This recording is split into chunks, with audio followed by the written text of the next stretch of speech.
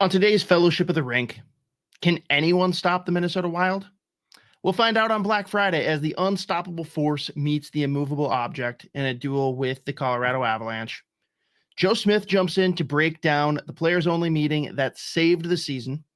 Jesper Wallstedt makes his second appearance on Fellowship of the Rink to talk about his turnaround, the Swedish gaming circuit within the team, and keeping those Twitter receipts. Spoke Z joins me to discuss the Gophers versus Penn State series this past weekend.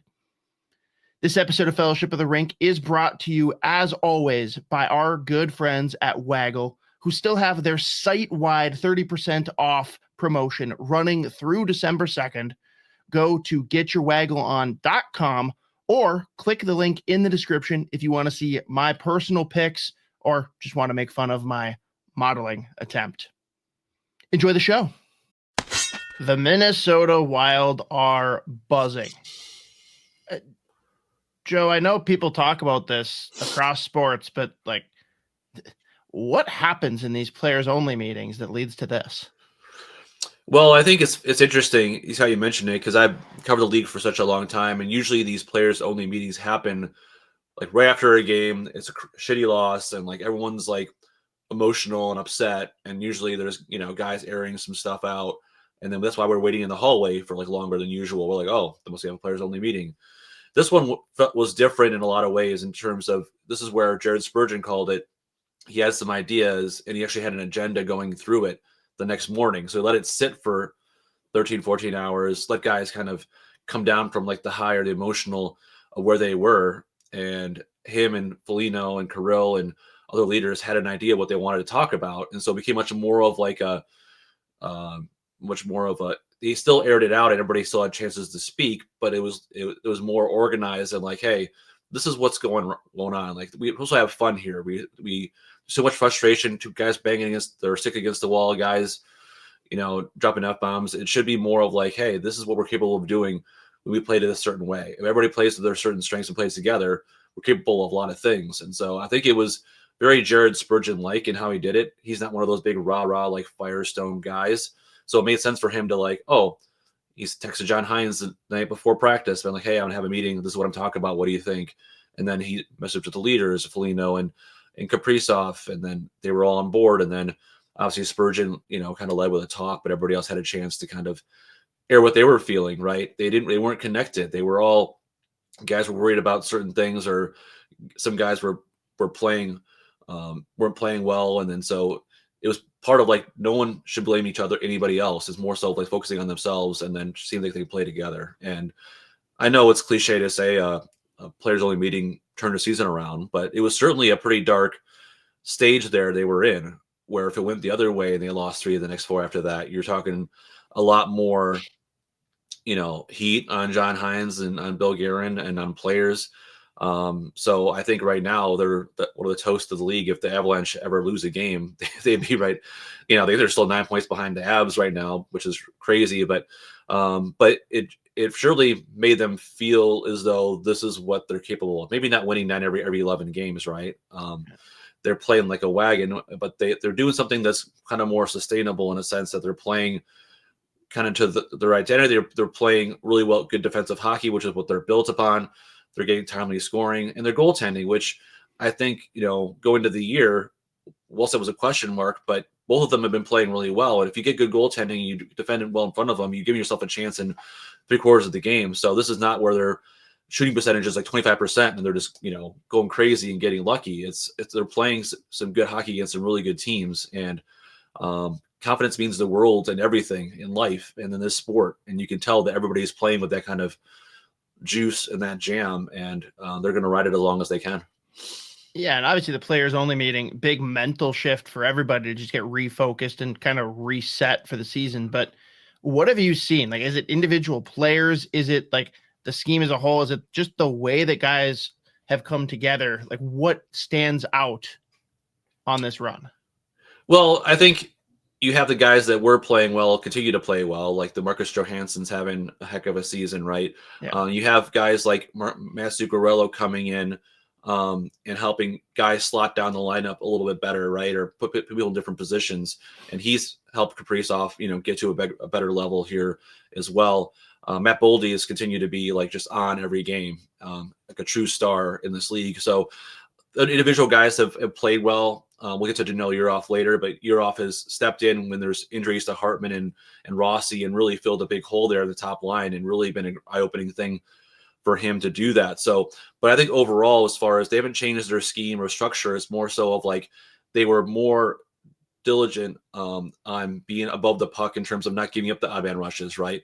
Being able to use their strengths as a forecheck and getting in on there, not letting guys get back, back checking better and tighter and making sure there's not as loose as they were in the first month of the season when their goaltending wasn't great, but they also were giving up more grade A chances. So I think there's a combination of a lot of different factors that lead into it, more so of, than just one magic, pill that they all took. But I think it's a collective group of like guys stepping up in certain situations, whether that was Damon Hunt for a while before he got scratched, Urhoff stepping in, Buoyam was playing some of his best hockey, I think, the last few weeks. Some of the younger guys are kind of stepping when they had some growing pains early on. And just overall, when you play, defend well, and you get really good goaltending, when you shut 3 of the last 4 teams out, like Wallstedt has, like it's hard to lose those kind of games, right? So I think they're getting the perfect storm of things coming together, and they're bound to get another funk again. They're bound to go another losing streak. It's going to happen because of the way the season unfolds and the way team unfolds, the way injuries happen.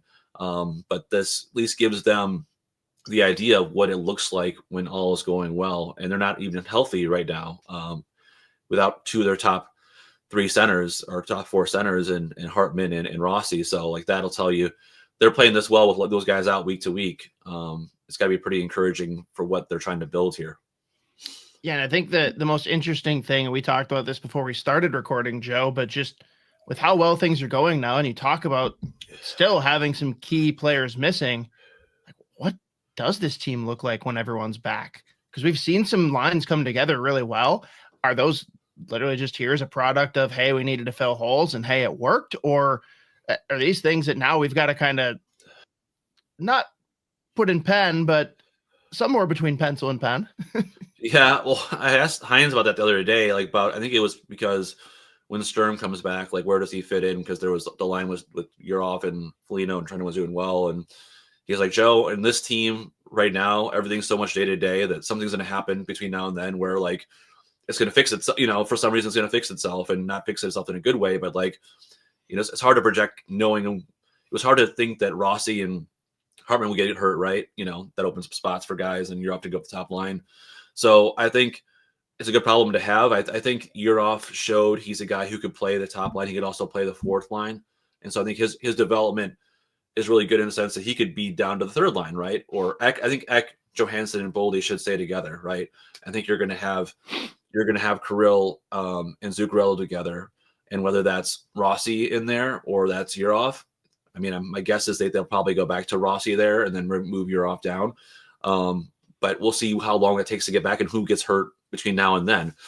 But I think you have certain situations that are working really well. You don't want to break up, but a guy shouldn't lose his spot because of injury. Rossi played through pain for like weeks after that shot in Philadelphia.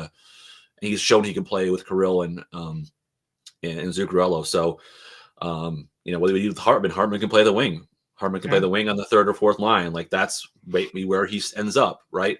So I think that's a good problem to have in that sense. But yeah, I think it opens up possibilities. I think it opens up possibilities where coaches now see, oh, Urhoff can play here. Oh, this guy can play here. Oh, this line of Sturm and Foligno and Trenton, we didn't think about this going to the season, but that's a heck of a forechecking line or a big, heavy line that they use as another secondary like matchup line the other night. If it wasn't Ek out there in his line, they're like, oh, we're going to throw off Sturm, who can win a lot of faceoffs with Foligno and Trenton as another kind of shutdown line. So you kind of organically learn as a coach what guys work well together. You can't fake chemistry. You can't just say, oh, these guys look good together on paper.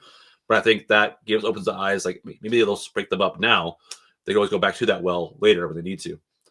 Yeah, and I mean, you talk about how well, small sample, but Trenton, Sturm, Foligno, right now that's the 3rd line. Like in theory, once this all rolls out on paper, like that's your 4th line. that makes you a completely different team. Yeah, you don't have Petlick or Ben Jones in there, right? So let's say you have Hartman and Rossi on there, right? And then there with Tarasenko, like Hartman, Rossi, or Rossi, Hartman, Tarasenko. Then you have Foligno, Sturm, Trenyan. So you have a bunch of things that can really work well, together. I love that. And as far as the blue line is concerned, have you liked what you've been seeing as far as the pairings that are being deployed, or is there anything that we maybe have a little bit of room for correction on? I think Brody and Faber look great together. I think, Spurgeon and Middleton, they play together well. I think it was interesting that Bogosian came back, and obviously the physical play, the block shots, all that stuff. After missing a month, him and Bouillon, but as much as Damon Hunt played well and probably didn't deserve to get scratched, I think that was the right move of getting some size and experience in there with Bogosian. So I think so far it's been a good fit. Juracek gets a chance at Iowa to play more, which he should. So I think the blue line is pretty much set in that respect. Nice. And you talked about it. I think we all largely had confidence and optimism around this goaltending tandem. Mm-hmm. If you go back to this summer and tell anyone that this is what's happening, they're all calling you a liar. This has been insane. And of course, we recorded this weekend with Jesper Wallstedt talking about how the season has gone. And then what's he do? Goes out in Winnipeg and posts yet another shutout. These guys are unstoppable. Before we even talk about how they've been doing it, is there an outside chance that maybe they both represent Team Sweden? Yeah, you take part on track record and experience, and part of it you take on with how well you're playing. And so I'm trying to think of Markstrom and Gustafsson, and you have options there that are more veteran guys. But I think he could play his way. There's 3 goalies, right? Not everybody's going to play, but I think if he continues a streak for another month and a half, it's hard to not look at him for that. There's something to be said too for bringing the young guy as your third goalie, because hey, you're hoping that he's your future there.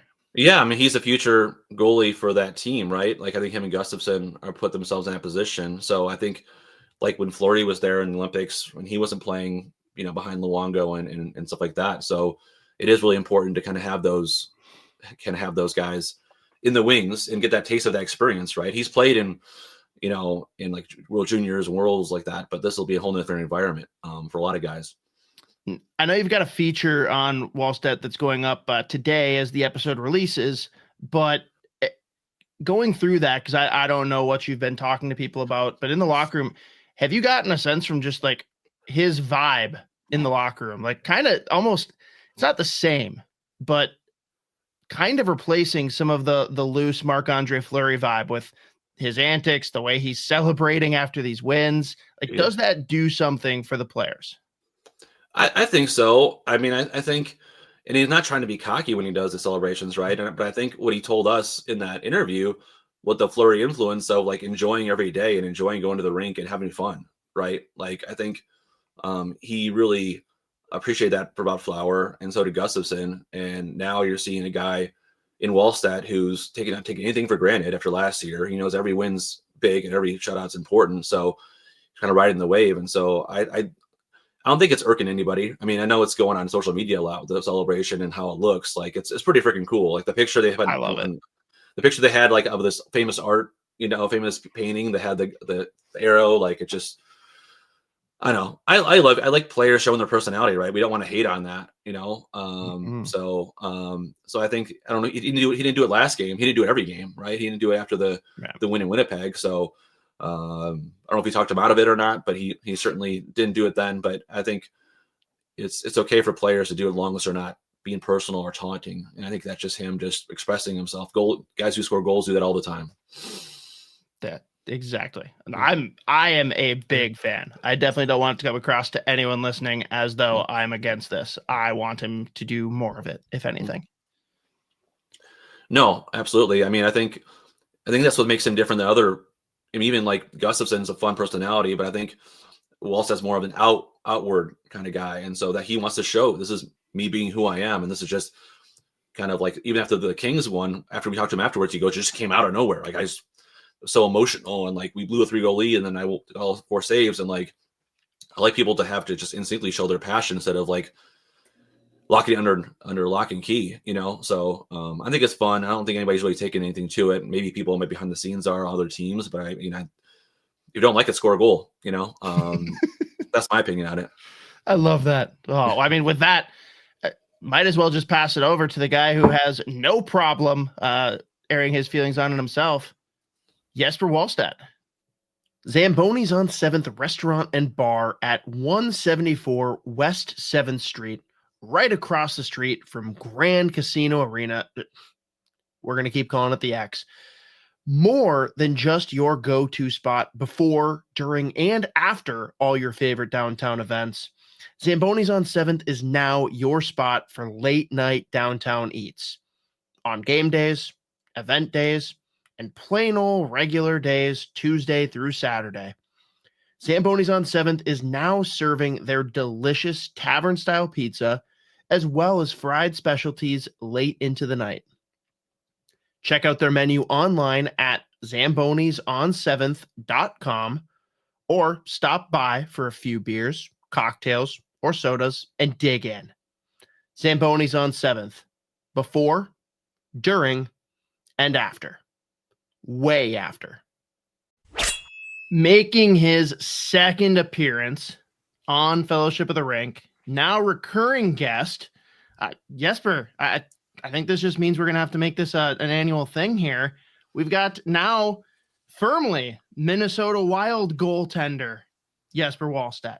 Welcome back, buddy. Thank you very much. I think we had you on when they had last time. We always ask guests their nerd itch or what's their kind of favorite thing off the ice. And I was wondering now, I talked to you before, you said you guys play a lot of like Call of Duty together, I guess, as a team. Like, take me through kind of how that works in terms of you're on computers together, like at night sometimes. Like, how does that kind of all play out? Yeah, no, we, especially all the Swedes, try to play some video games together.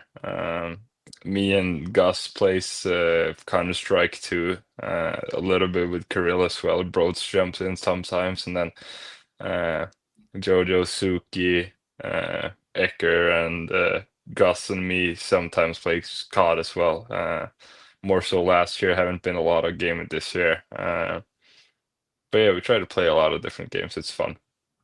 So you guys are all on your own kind of computers at home? Like, are you guys able to talk to each other a lot? Like, trash talk and stuff like that, or like? Yeah, no. Everyone owns a computer at home. Some guys plays on controller, some guys plays on keyboard and mouse. But yeah, it could get heated pretty quick. There's high expectations there as well, like just like in hockey. So if guys are not performing, they'll hear about it. How do you guys feel about that, Jesper? I always get different opinions on this because I'm not the biggest gamer. I was back when I was in college, but like a lot of my friends still are very into it, and there's a lot of debate between whether or not like using keyboard and mouse versus controller is fair. Yeah, especially in games where you get the aim assist with the controller, I do not think it's fair. I'm a keyboard and mouse player. I've always played keyboard and mouse since I was 8 years old, probably. So I think when I play COD and games like that, and I play against players that use the controllers, obviously they have way better aim than I do. So I think that's cheating for sure. But then obviously when they try to come over and play keyboard and mouse in games that I play, then becomes pretty difficult for them. So no, I hate the aim assisting. I want it to be pure skill. What's the power rankings? Top 3 players, top 3 gamers in those either Counter-Strike or on Call of Duty? I'd say in Call of Duty, Jojo is is the best. Him and Suki and Ecker, I think, plays the most. They're pretty good.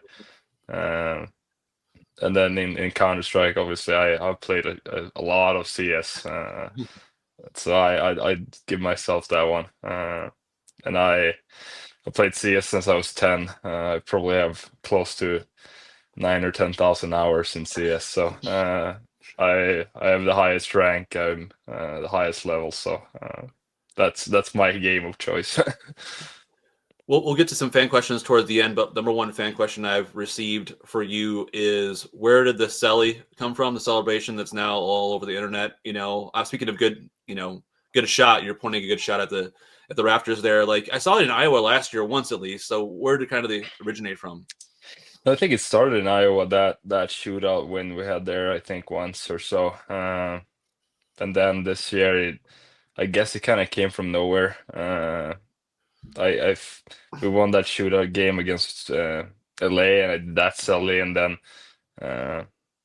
when we scored that empty net goal, and I had my first shot out of the season, I kind of just pointed the hand up in the air, celebrating. It felt good. It was a lot of emotions, and then the pump is just kind of something excited that just comes out of nowhere. But I don't know. It's just me try to be myself and enjoy the time that it is right now, and we're having a lot of fun doing it. A lot of good reason for you to be, excited and show emotion. A heck of a start for you this season. Just like, how gratifying is it for you? As an athlete, as a player, you have a year you were frustrated with last year, to come in here and prove in what you've been doing most of your career. Like, how gratifying is it for you? And I'm sure you had some doubters there along the way, the last 12 months. A couple of them. Obviously, when you're struggling as well, you read a lot of stuff about yourself. It becomes and you're like, oh, it wasn't my fault. Oh, this guy is thinking I'm shit. Oh, I'm a bust. Oh, everything. It's not my fault. It's everyone else's fault. But then you kind of get into that bad cycle. But then obviously when you're succeeding now, it's like, okay, you're just laughing at all the comments you've got throughout the way. You're like, oh, you didn't think I was gonna get here. You all of you guys thought I was a bust already after one bad year out of my whole career. So in that way, it feels kind of good to prove just a little bit, even though it's a small sample size, and I've only played 7 games now. There's a lot of hockey left, but it feels good. It feels good in the beginning now to kind of point the middle finger back a little bit and just try to get on a roll. Is that what the point is in the celebration? The middle finger out to the haters? It could have been, but no, it's not. Do you have like a hit list going? Like, do you have like a couple of guys you're like, yeah, you've said a lot of mean things about me. Suck it. I definitely know a couple on Twitter that's not my favorite supporters, and it's kind of fun looking back now. And now apparently from nowhere they're loving me. So it's kind of fun how the tide changes pretty quick. Those tweets got deleted, huh? Yeah, and you look back and he said that a year ago, and now apparently I'm his favorite player. So no, it's fun to see how fast it can change, and yeah, it's fun to read now. Now I'm just laughing at it. I'm sure you saw, like, before Jimmy Fallon, the talk show host, they have mean tweets that celebrities read mean tweets about themselves. You're about to do that with you after the end of this season when you guys that would be very fun. Go on a run here. You said too to me, like, it wasn't the game plan that needed to be changed for you. Like, a lot of it was kind of mental. Like, how would you describe? Like, you didn't just relearn how to play goalie this year. Like, you've had a lot of great seasons before this. Like, how would you describe like the biggest change in terms of what's led to this kind of consistent success so far? I think I've always known that I've always come into to camp in good shape. I've trusted that I've always improved by every year. I know I've had 4 good camps now. So the beginning of the year and what I've done over the summers has always been something uncomfortable that I know I'm doing in the right way. Obviously, I have to get faster and stronger, and I'm still young, so I still can improve in everything. But I know what I've been doing is something that's good. I feel confident over when I go back home and when I come back that I'm in good shape. So that gives you confidence. I think all I kind of needed was just a fresh start. The lead last year, don't think too much about that. Like I've said, and like you said, my game plan I've always felt is some of my strengths. I know I play a solid game, and I like the way I play goalie. And then obviously there's always small tweak that you can adjust or you can get better at. But for me, it was mostly just get away from it, get a reset, and then just build that excitement to get back for a new season and start it off in a better way. And you say it like so simply there, like, yeah, I just brush it off. I don't think about last year. But like, that's hard, man. Like, we had you on last year when you were in the thick of it, and you were like really candorous and talked about like things you could do better, but things that you were frustrated with. Like, how hard is it? Like, what is the process of actually putting last year behind you? Yeah, it's a lot, but I think it's different for everyone. For me, it was just kind of okay, get away from hockey right away. As soon as I got back home, I didn't watch any hockey up until like the game 5 of the Stanley Cup Finals. I wanted to see who won the cup. That was essentially it. Otherwise, I didn't want to know anything about hockey. I wanted to get away from it. Went on vacation, but then you kind of start the process to, okay, what kind of went wrong? Where do I have to improve, and where do I have to get better? And especially for me, it was mentally, like where do I have to get stronger mentally to when we get back in this situation, or if that happen again, or because essentially it was a lot of stuff that I couldn't do anything about. It was mostly stuff that I had no effect in, that kind of triggered me to get into a bad loop of a mental game. So okay, that's probably gonna happen sometime again. And what can I do to when I get back there? What could I do to improve in that way? And then just go through a lot of stuff throughout the summer, and then okay, now we've done that. Let's open a new page and look forward to next season. Start to get excited again to play hockey. Um, Build that excitement throughout the summer. To when you get back, you're in a good place mentally and shape wise. You mentioned notes, and it was interesting when I talked to you before camp. You said that after you shut it down in the summertime, you came back and you kind of looked at your notebook or notes kind of on last season. Like, do you take a notebook during the season on starts or moments or a journal, or is it mostly like mental notes of like, this is how I felt then, this is how I should feel? No, last year I actually got a little small. I don't know if I have it with me right now, but I got a small notebook from Freddie Chabot with the Wild logo on. Before I don't know if it was last year or the year before, but during last year, especially when we were on the road, I started to just put down one small page, and the book was just like this big. So a page is essentially like 5 or 6 sentences. So put down a couple sentences of what my feeling was throughout the game. Then I started doing that during some of the games, and obviously a lot of them were pretty negative because I wasn't succeeding a lot. So I looked through that book a little bit, like, okay, shit, I was not in a good headspace. And obviously you learn that looking back towards that, because when you're in that moment, it's like usually you look at a tunnel where there's a bright spot at the end of the tunnel. But for me, there was no bright spot. It was just a dark tunnel. So that was the feeling I had throughout the last year. And then you kind of get another perspective from it when you're in the summer, where it's like, okay, maybe it wasn't that bad, but you kind of recreate those feelings, and you kind of go through them and process them. And see, I'm sure the notebooks is pretty a lot more positive right now, right? The first few weeks, you have a little more. I haven't typed or written anything in it yet, but yeah, it's been way better. One of the things that Heinz mentions about you too is such a mature level of your approach, both in how you entered camp and also your practice habits. Like Freddie said, you're on every puck. Like, and I was wondering, like, I know you've always worked hard, but has there been a difference about way you prepare and practice now, or maybe it's a flurry effect watching him all the time, or like how you kind of describe it seems like your practice habits have elevated, I guess. In the last couple years, I would especially say since my first year in Iowa.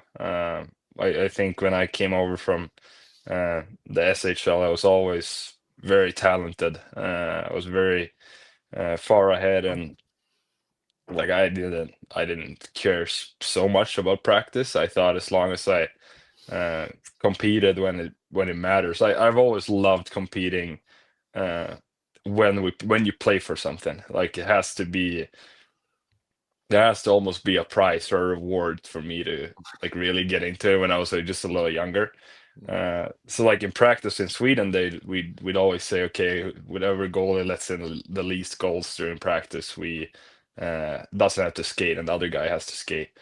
Um, that was kind of like the carrot for me when I was young, the motivated there. And then I got to the AHL, and I was there's so many games, and I kind of thought, okay, if as long as I play good, practice is so maybe. But then I kind of learned those habits. I thought my second year was really good. I think Bacher in Iowa, the goalie coach there, was always pushing me to get better in practice. So I thought last year as well, even that year, my practice habits was always very good. I thought I was working really, really hard, maybe even too hard, just to try to get out of it. But like I said many times, it was all mental. It didn't matter how hard I was pushing myself in practice. Like I got to games, and there was like it didn't matter really. My head was just not there. So even getting into camp now, I was confident in my practice. Obviously, now you get to the NHL, it's even a little bit more fun in practice. You get Kirill, you get Ecker, and all these guys that are just going to score on everything if they could. And then it makes it fun to save them as well. Like you make a glove save on Kirill's shot. Obviously, you're gonna be happy. Like you're laughing. And you're like, oh, Kirill, look, I got it. I have it right here. And then you get 1, 2, 3, 4 rebounds from Eki, and he's almost pushing you into the net, and you're still saving the puck. Obviously, I give him some shit. And like, okay, I got it, got you this time. But then he comes in and scores on the next one. You're like, oh, I should have saved that one. So the internal competition that is within our team, I feel like is something that makes us all better, because it's fun in practice, and we kind of push each other. You talk about competition, and Gus had a shutout the other night in Pittsburgh, and he said the first thing is like about Jesper, like, this is the guy I'm competing with, man. If I don't play well, he's at the net, and so I think it's got to be a fun thing between you two. You have a good relationship with each other. Just what's that dynamic like when both of you guys are kind of on like you have been, and like it seems like you guys have a pretty good kind of friendly competition going with each other. This interview is brought to you by our friends at Waggle. Waggle is a golf term, so their origin is obvious. But like you and I, their roots extend well beyond the tee box. Waggle is rooted in early mornings on the water and late nights around the campfire, in lacing up the skates, and in casting a line. These hobbies and passions are what inspire their team daily to create apparel that makes you say, wow, this was made for me. Because, really, it was. Waggle's biggest sale of the year is live right now. Hats, polos, pants, shorts, jackets, flannels, socks, everything is 30% off. We pulled together a list of our all-time favorite products, so make sure you shop the link in the description. Yeah, no, we push each other every day, but we're also like the biggest supporter to each other. As soon as we're in practice, both guys want to make every save, but as soon as we're playing a game, we're on the same team. Like, I'm gonna give him my full support when he's playing, and he's obviously doing the same when I'm playing. Because it is a team sport. We both want to play, but we also both want to win. We want to see our team succeed. And I think we have a really good balance in that, with kind of just like, okay, if both goalies are hot, obviously, our team is going to have a really good chance at winning. And for myself, I think as well, if I can play games, but I can also get good practice and development when Gus is playing, I think that's just a win-win right now. Where did the friendship develop with you guys? I know you knew each other before, and then like you said, this camp you guys played a lot of golf together, like that. Like, where do you kind of start to see it turn to where like, hey, we become more than just teammates, or I knew each other a little bit. Like, seemed like you guys had a little bit more of a bond, I guess, this year. Yeah, I think overall we have a lot of similar interests. We both like golf, we both like video games, and we're goalies, and both been in Luleå. We're both from Sweden. Like we have a lot of similarities, which we can probably connect on, and I just think we're having a lot of fun together. We're pushing each other, but we're laughing and enjoying the moment. Even though it's middle of the season, we could still kind of stop the time and still remember to have fun. But I think that's something that comes from him being with Fleury, and I've seen Fleury, like the way he was always having fun. But I think that's kind of something that we try to remind ourselves, like, even though, okay, right now we're having a lot of success, so it's obviously easier. But maybe when it gets to the tougher times, that we could slow down and think, okay, we're still playing hockey for a living. It's pretty good. Gus is an interesting dude where he, like, during games he thinks about like animals starting with letter A to Z, right? His interesting mental gymnastics he does. Like, what is your headspace like during a game? What is your headspace in a game when you don't see a shot for 10 minutes, or in between? What are your mental things you do, or do you just kind of like listen to music or zone out, or what's your headspace like during a game? I just want complete silence in my head. I think that's what best for me. I usually tell the story that when I was young, my dad usually always after games asked me what I thought about when I was playing, and always the best games I always had, I couldn't remember what I thought about during the game, and the games where I wasn't as good, I had, oh, maybe I was thinking about this and that, but always when my best games were, it was nothing in my head. So I try to just silence everything, just look at the puck and then like kind of focus on it, and you kind of just zone in. And obviously he has his ways as well. It's pretty fun. Recently it's been the video game League of Legends. We're together trying to name every champion from letter A to Z in order. So Wow. that's been our thing right now. So he's always coming up with pretty fun stuff. I'm maybe a little bit more simple. You brought up Fleury, and I watched the Becoming Wild episode of last year where you show him back at home. There's 3 jerseys on your wall, one from your draft, one from your debut, and then there's a jersey of Marc-Andre Fleury on the wall that's signed. Like, take us through, like, you as a rookie getting called up and deciding, hey, I'm going to go to the locker room and ask him for a signed jersey, and kind of like his impact. Yeah, it was. I remember I did it that year when he said he was going to quit as well, and then obviously he came back for another year. But then I was just like, okay, this is my chance. Obviously, this is Marc-Andre Fleury, and having a signed jersey is something that everyone wants from him, and myself included. Obviously, it's like, okay, is it a little weird being kind of his teammate, come call up guy, come ask for a signature, but it was just something that had to be done. I would be pissed at myself if I didn't. What was the biggest influence on you? What's been the biggest impact he's made on you, even only a couple years you were around him?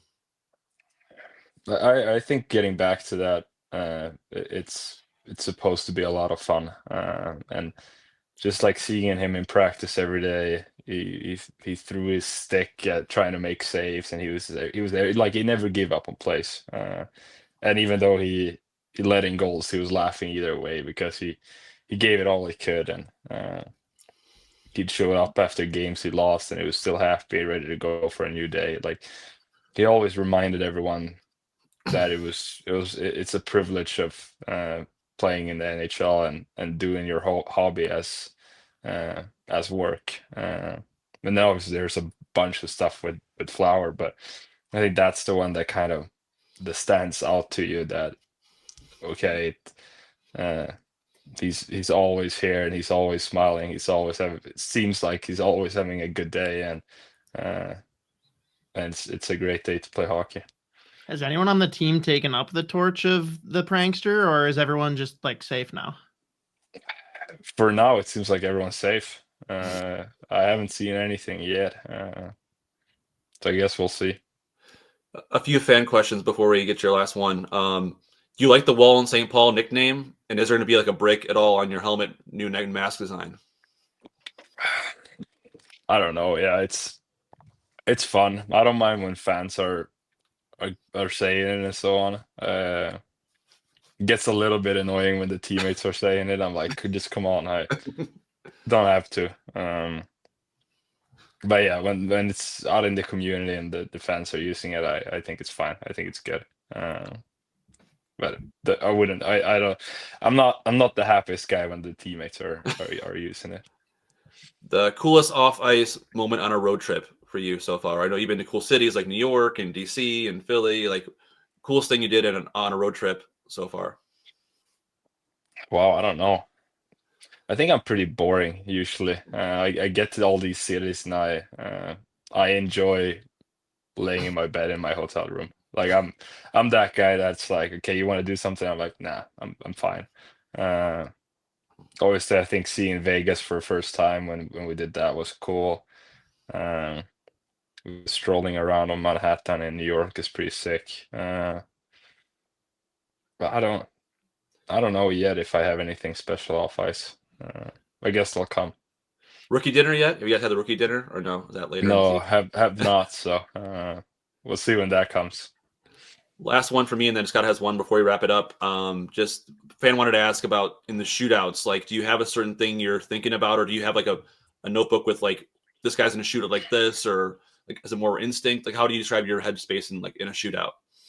I think if there's a player that does the exact same move a lot of the time, I'd like to know. I'd like to see that before. Otherwise, I've told Freddie like I just want to go out and read the play. I want to see what I see on the ice. I want to feel and then just make the read out of it. I think for me, the most important for me is that I match kind of my speed with their speed.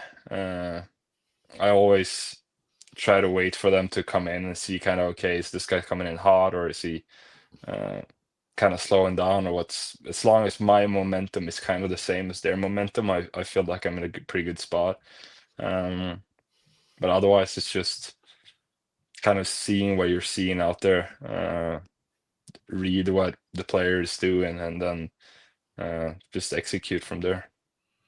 In practices, like who do you see that's working on shootout moves that like is sneaky good that maybe fans haven't seen it from yet? Oh, good question. The guy who always scores for me is Ben Jones. Really? He scores a lot on me in practice. Probably from knowing me last year too in Iowa, helps him. But his shot to me is really hard to read for some reason, and I don't know if it's the same for Gus. Probably Gus saves every shot that he takes, but I just struggle. And Ryan Hartman, obviously, he scores. Him and Ben, I think, scores the most in practice. It's just something with their release. You just don't get a lot of information, or you get too much misinformation, so you pick up on that.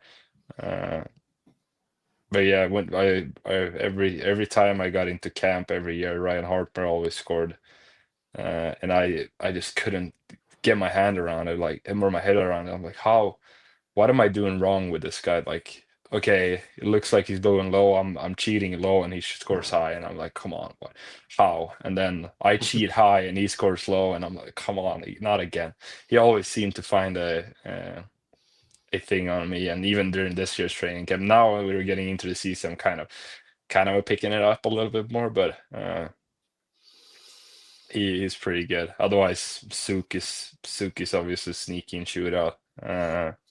Bolts always try to make you do the first move, and then he'll go the other way and score. I like after the like the pre-game skate, or the warm-up skates during the games when we do shootouts at the end. Always the backup goalie do with Suki and Hartman and Bolts, and it's always fun to play around with those guys. Nice. All right. Well, we will wrap like we do every week. Now, I know, Jesper, we already did this with you once, so I've got a twist on it, but we have our Waggle Golf question. Final question brought to you, as always, by our good friends at Waggle Golf. First, make sure you head over to getyourwaggleon.com, throw in promo code SP10 to take 10% off your entire order. No promo codes right now because site-wide 30% off everything for Black Friday, Cyber Monday, hats, polos, quarter zips, hoodies, sweaters, you name it. Jesper, we've got the second year now running of Amazon's Face Off series, reality show following NHL players. I want you to give me 4 players. I don't care if they're current Wild teammates, guys you played with in Iowa, or countrymen or guys that you're just curious about across the league. I want 4 guys that you think would be fun to see in that series next year. I'm going to be biased on the first one and obviously see what Henrik Lundqvist does nowadays. I'd love to be kind of behind the scenes on what his life is like right now. And then I'd like to see what Kirill does too. I'd kind of like to see what he does off ice or like outside of hockey.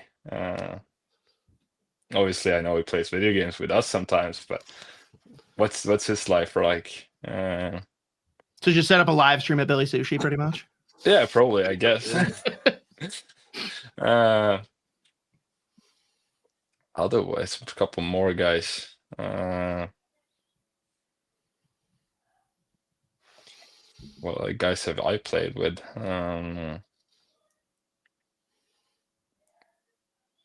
I don't know. It was hard to get 4. Give me one more. One more. Because I'll help you stall and think. Because I want to say, like, honestly, I'd want to see you on a series like that. If I'm being honest, that'd be a pretty slow day. Not a road trip. Definitely not just having an ISO cam of you just taking a nap. No, but it would be the same at home. I come home and I play video games and then I go to bed. You know what? No. Doing a full stream though of just like what it's like with you guys all playing, whether it's Counter-Strike or Call of Duty, like that could be pretty interesting. Yeah, I always thought I one of my dreams when I was young, if I didn't want to play hockey, was to be a Twitch streamer, a live streamer, play video games for a living and just stream it. Off season, just play for the rocker, maybe. I don't know, but I've always thought about it too. Like, should I? Because I'm very technical and everything. Obviously, I could set up to stream. I'm like, should I do a live stream? Would anyone come in and watch? And then I'm like, yes. Would guys watch me play CS for 4 or 5 hours? Maybe that'd be fun. But no, probably Vasilevsky in Tampa would be my last one. Okay. I think that'd be cool. Obviously, I'm a goalie and I like goalies a little bit more. And he seems to live a cool lifestyle, I think. Yeah, absolutely. Well, thanks again for joining us on your plentiful off time in the bag. So I appreciate it, and we'll catch up with you at the rink soon. But thanks again for joining us. Yeah, of course. Thanks, guys. Sundays are fun days at Zamboni's on 7th Restaurant and Bar. They love hockey, they love St. Paul, and they love bingo. Their charitable gambling sponsors are St. Paul Capitals Youth Hockey, and they've partnered with them for Sunday bingo with great cash prizes, including a $1,000 coverall game. Take advantage of free street parking on Sundays and stop in for great food and drink, cash prizes, and of course, THC raffles during Zamboni's on 7th, Wake and Bake, and Smash Mouth Pizza Brunch Bingo Sundays. Come get it. Now, go for hockey.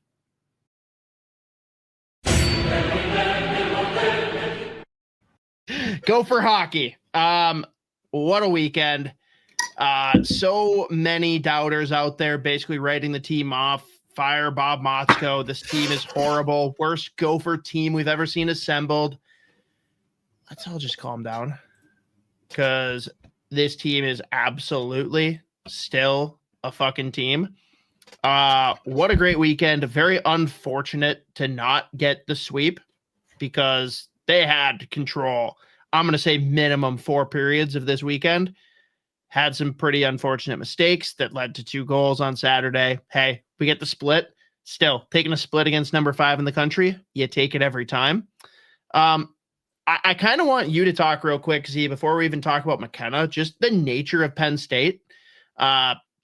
In the post-game availability on Saturday, Tanner Ludke, who I can't wait to have that guy on the podcast. That kid can freaking talk, even though he is like unwilling to do any of the live like availability. Like if you pull him aside in between periods, he's like, no, I will not do that. And then you hear him in the post game. It's like, why not? Because you're the most well-spoken of like anyone on this team.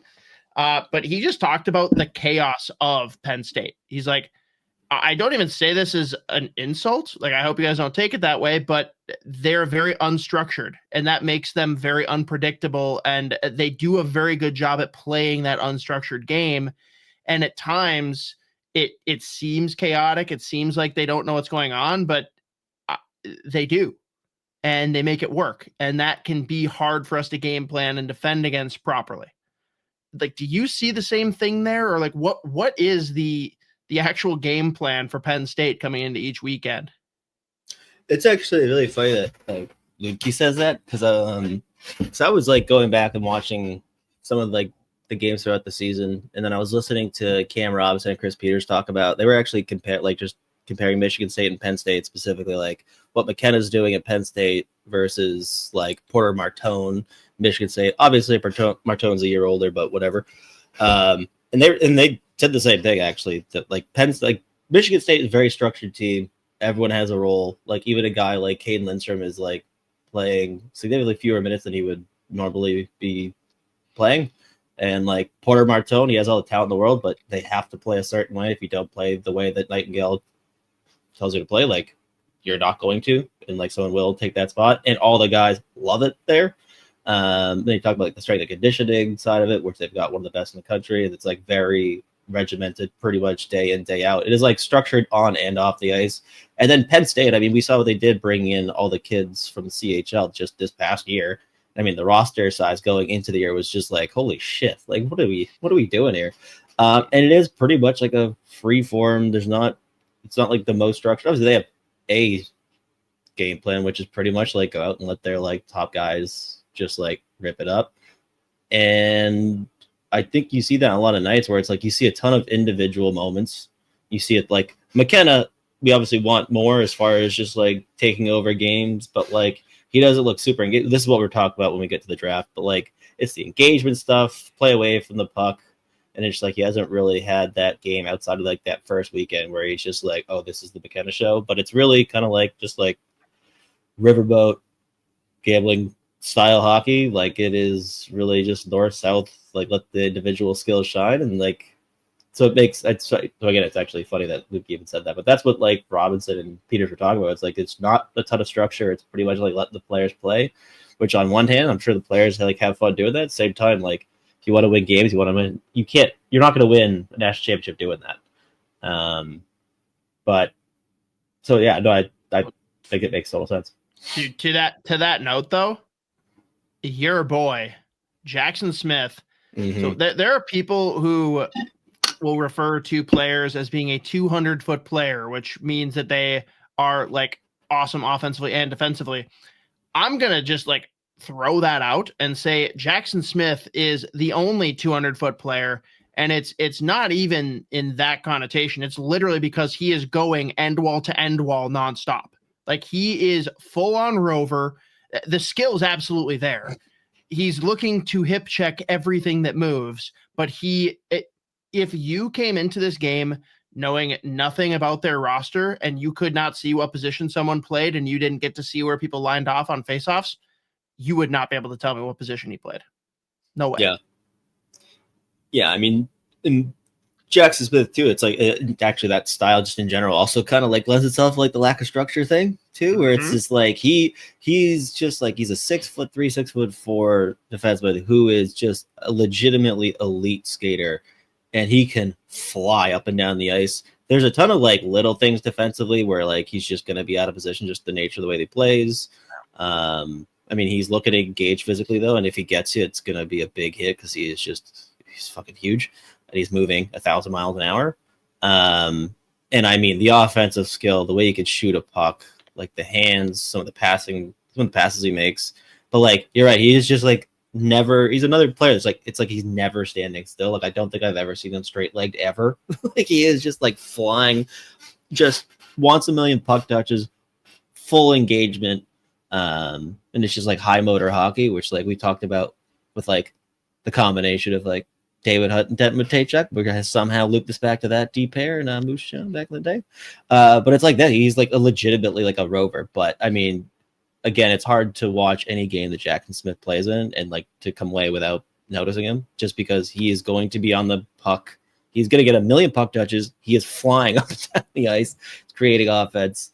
And again, like some of the little things, like he's going to have to like to get to the NHL and be a top 4 D-man, he's going to have to like kind of figure out that B game or whatever, or like just play more like translatable hockey, transferable defensive play. But I mean, so exciting to watch. Very fun. Again, was one of my favorites last year. For sure. I mean, again, you see those flashes of like high end skill and just like the skating ability when you're that size. It's just going to put you a leg up on a lot of people. For sure. And so going to the series as a whole, I pointed this out to someone in the press box, but basically we'll never get confirmation. There'll never be proof, but I'm convinced that this was the Bob Motzko Bowl. Penn State has, 8 or 9 Canadians on the team? This was Bob coming in and saying, oh, people are whining and pissed off that I don't have any CHL guys. Maybe I don't need those. And they looked fucking good doing it too, man. Again, outside of, I'd call it a 1-period lapse, Gophers owned a majority of this series, and it was good to see them do it in a very physical environment too. Like there was no shortage of physicality, and I'm sorry, Van Olm, you're probably a decent human, but definitely came across weird in this series, and getting your wheels beaten off by LJ Mooney is not an awesome look. But I freaking love LJ. God damn it. Dude, yeah, well, I was gonna say wax poetic about LJ Mooney's fucking 2 games. So our group chat on Discord for Smart Scouting was going. I was like just seeing notifications go ping, ping, ping, ping, and I was like, "What the fuck is going on?" It was just like someone just goes, "The LJ Mooney show, motherfucker!" I was just like, "Yeah, fucking going nuts." I think we all sent like 11 different videos just of him, like different plays in our Discord group chat. We were like, there he is. I mean, like he's been making these plays pretty much all season, like the flashes you see him, but like this weekend specifically, and again the fact that he ends up was it Saturday? Was it Friday or Saturday? Friday was the brawl at the end. Yeah, I mean the fact he ends up with 2 assists this weekend, also tacks on 17 pims. Love that. We love that. But I mean, he was just generating chance after chance. Like some of the cycles in the offensive zone where he was just like, "Yeah, just give me the puck back. Like I'll give it to you for a second, give it right back." Like just give and go hockey. He was just like throwing. He was dishing backdoor. He is just electric when he's going. That feed to Ludke on Saturday, beautiful. Incredible pass. Oh my god, he is so fun. When he is healthy and he's going and he is just feeling himself, it's like, oh, he's the best player in the world. He's flying up and down the ice. Has there been a better Gopher forward this season? No. And I say that being at the forefront of the Brody Zemer support group. Mm-hmm. LJ Mooney has been on another level. Yeah. And I love every bit of it. And I'm really, really keeping the fingers crossed that he sticks around for 3 or 4 years, because that would just be awesome. Oh, I think he'll be there for, I would say, at least 3. That you'd think, right? Yeah, you'd think. Who knows? I don't know, dude. When you look at the Montreal Canadiens, they're definitely not afraid to bring in shorter guys. Yeah. God. But the other guy, though, I was going to ask you about Beckett Hendrickson, though. I see again, elevated minutes this year compared to last year, but he's making plays too. I think he's up there in like top 5 in team scoring. Maybe not after this weekend, but yeah, he's a guy for me that more often than not, like he's not going to stand out. Like you talked about Jackson Smith, right? You can't not notice him. Beckett Hendrickson is a guy that a lot of the time you're not necessarily going to notice, but that's not a bad thing with the way he plays. The chances are coming. You can tell there were times earlier in the year where he's gripping the stick a little bit tighter. I do think he's playing looser and things are going well. And I mean, the lines have been thrown in the blender so many times. Like at this point, the guys are just going out there and playing. I think that he's one of the guys that you're going to see the second half bump, right? We're going to get through World Juniors, come back in January, and he's a guy that I think is going to be ready to take another step. There are some guys on this roster that I'm confused by. Like the ones that I'll say flipped completely for me. I wasn't down by any means on Mason Moe, but holy shit, has he shown me a lot more than I expected to see this early from him in his freshman year. And on the flip side, if there was one freshman coming in, besides LJ, of course, that I was like expecting to see things from and kind of excited about, it was Javon Moore. And that's a guy that it's gonna come. You see the raw tools. It has not come yet.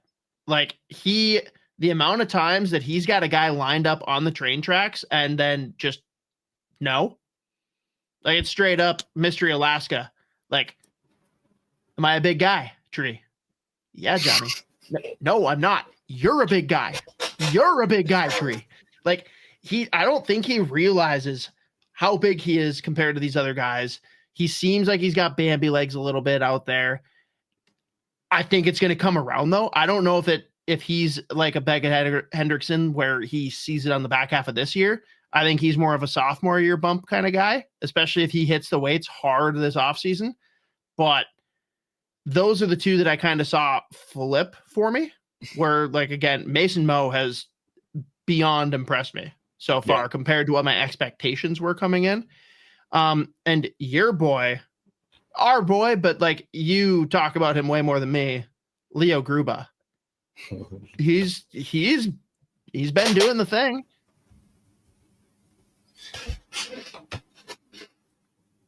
I love this man. Watching him just disintegrate people is always fun. Until Stramel visits. Listen, it's fine.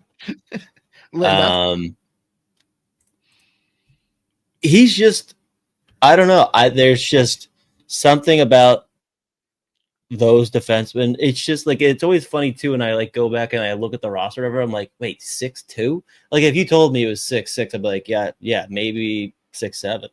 Not on the same team as Rombach. Right. Then you have Rombach. All right, never mind. Maybe it's 6'2".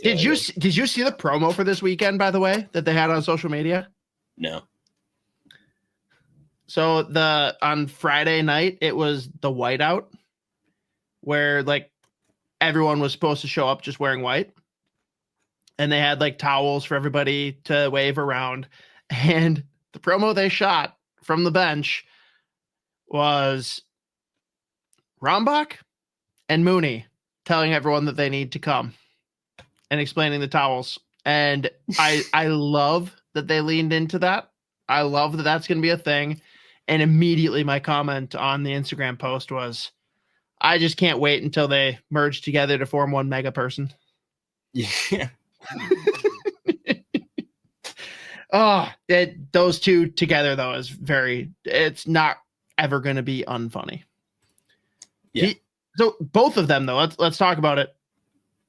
Do you think one, both, neither make the World Junior roster?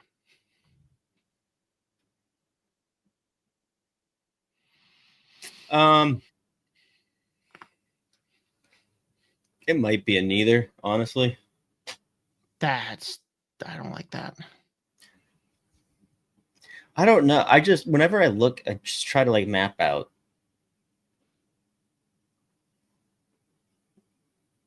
It's like it's a weird thing where if like you told me neither or they both, they're like, I can see that.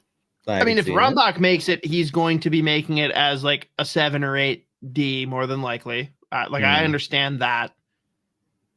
I'm going to be pretty disappointed if LJ is not there. I'm going to be pretty disappointed. And that's like taking the maroon and gold glasses off. Like, he is more talented than a majority of the guys available. And if you want to talk about the size, fine, whatever. He does not play to his size. Like, he's got more fuck you in his game than most guys, except for, of course, ironically, Brody Zemer, who has the most fuck you in his game. I'm going to be very bummed if he's left off. Yeah, I mean, and like when you just watch it, just some of the plays he's making, it's just, you try to map it, like, well, what exactly are they going to, I mean, also, I mean, it helps ideally that Motz goes there. Obviously he likes him. It's the playmaking, it's the way he sees the ice, but it's the skating too. Like, he's just dynamic in every aspect. And he's shown too, he can play center if needed. And what's the one thing that's lacked? Centers. Right. Like, aside from Hagens, you can't confidently tell me who any of the other quote unquote centers on the team will be. You can tell me a couple guys that'll be on the team. You can't tell me whether they're going to be a center or a wing. Right. Like, right now, if you ask the guys for the Athletic, they're all saying that the 2C, well, sorry, all except for Pronman are saying that the 2C is going to be Horkoff. Right. And Pronman's like, oh, the guy who hasn't played center at all this year and hasn't since like the beginning of last year. Oh, okay, sure. Like, yes. Yes. Like, so that's just to further prove, like, there are spots he can fit somewhere in that middle six, and there's no way that he's a hindrance to the team. Yeah, I mean, if it's up to me, I'm taking him. I just think they should take him. I wouldn't be totally shocked if they didn't again. And like, it is weird too, just looking at like what this like USA back end's gonna look like too. Is like, if you want to like look at like if Rombach's gonna make it again, if he does, he'd probably be that 7-8 guy. Right. But it's just like, I mean, Team USA up in the lineup is just gonna be a very confusing team. I also would pay insane. I would come to the World Juniors if we had like some forward line where it was like Riker, Lee, LJ, Mooney, Will Horkoff. And Horkoff just like, I'm gonna disintegrate anyone that moves and clear space for you guys. You guys just play pass. You guys just keep giving that goes. Sounds fun to me. Yeah. So I mean, just given the way that he's played this year, like just the high end plays that he makes, when you look at like what this forward group for Team USA is gonna look like and how they're gonna probably have to win games, he gives you like that more raw talent and playmaking ability that like is pretty outside of like that first line and some of the second line. You're not really confident in with like Team USA that they're gonna bring a whole lot of that, and like he just gives you that spark. So I would like to see it, and if he makes it, it's more than justified. That's for sure. And if I was them, I'd fucking bring him. All right, so 2 things to wrap here then. It's not the way college hockey works, and it's not a fair way to view it, but based on this weekend, like, where would you place the Gophers based on what they showed you? Like, are they top 5, top 10, top 15? Do they fall somewhere in the middle? Like, what kind of talent are we talking about if you ignore obviously what's already happened, which the schedule is just insane. Yeah. The amount of top 10 teams that they are playing before Christmas is wild. Oh, wait, they're going to go play what are they, number 4 right now? Denver, which if you asked me at the beginning of the season, I would have said the Gophers were going to be better than Denver, and not because Gophers were a wagon, but because Denver was losing a lot. So how do you view the Gophers as a talent, as a roster? I'd probably put them top 15, closer to 10. I think 10 to 12 range is fair. Yeah, I think probably somewhere in there. Like, If I had to, I'd probably put it at 12. 12, yeah, in there. It is insane. The guy again, like, and their schedule just doesn't get easier. Like you just said, they get Denver coming up now. But like, you just look at every team they played at the beginning of the year. It's like, what were they fucking supposed to do? Like, I mean, it was insane. And I mean, of course, right in the middle of that, the fucking LIU weekend was just like that was the killer. Yeah. Which deserved. Like they did not deserve to win that first night. They got what they asked for, and it's gonna stick with them all year, and it could end up being a sticking point that flirts with keeping him out of the postseason. That would be a huge disappointment, but all you can do now is play the schedule moving forward, and there's plenty of opportunities to prove your point with the teams that they're still going to play. To that, then, what have you seen, at least with whatever amount of watching you've done? What is this Denver team this year that does not have Davis, that does not have their top scorer on in the forward position, and does not have one Zeev William? I mean, just surprisingly solid up and down the lineup. Goaltending is obviously more than hanging in there. They had a weird weekend where they kicked the ever-living dog shit out of Arizona State on Friday 7-1, and then on Saturday they lose 3-2 in overtime. But I mean, just like, I'm just gonna pull up their team points here. Like, you've got 6 guys over 10 points or more, and then a bunch with like 9 and 8. Like, they're getting more balanced scoring than they usually are. Like, Eric Polkamp's been fucking incredible for them. Again, like, Rieger Lorenz, our boy, 10 points in 14 games. And like, when you look at them, like, put out the lines before games, like, sometimes he's like 4th line left wing.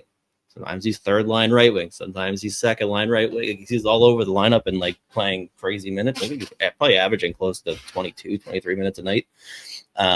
Which again, it's college hockey, but for a forward, that's still a good amount. But they're just like, again, I think I said this last week. If anyone was wondering, is like how good of a coach is Carl, you're just getting more evidence where it's just like they lost a ton of guys. They bring in a couple. They bring in maybe a few CHL guys, maybe not that many. I don't think off the top of my head. I only know one off the top of my head. I think it's like Epperson, who's been okay. I think he's at like 5 or 6 points in 14 games or whatever it is. But I mean, they're just getting the job done. And like they've had like 1 or 2 like bad losses, but then they've like just kicked the shit out of some teams like BC. Again, like they just smashed Arizona State. Pull up their schedule again. So they're 9-4-1 now. But yeah, they killed BC. They swept Western Michigan, sweep Colorado College, and obviously this Arizona State on Friday. They just absolutely destroyed them, and then 3-2 loss against them in overtime on Saturday. But they're just like, they're playing really just solid foundational like hockey, but then you also just have like the flashes of like that. Like they can make you look stupid. Like some of these players who are playing like further down the lineup, they still have tons of skill, and they're just like getting the job done. So they're very, very impressive considering the amount of losses. Also, like just the goaltending in general is like more than holding up. So very impressive, just team game. And again, like we compared to Penn State, like tons of structure with Denver, but like again, like you just see the flashes of that super high end offense in flashes. And I mean, you cannot put them on the power play. Like you just like it's a death sentence. Zamboni's on 7th, restaurant and bar right across the street from Grand Casino Arena in downtown St. Paul. You'll find a joke at 8 p.m. on Wednesdays. Enjoy happy hour food and drink specials when you stop in for the shows. Or if you've got something to say and enjoy stepping into the spotlight, go to zambonison7th.com and sign up to join the show.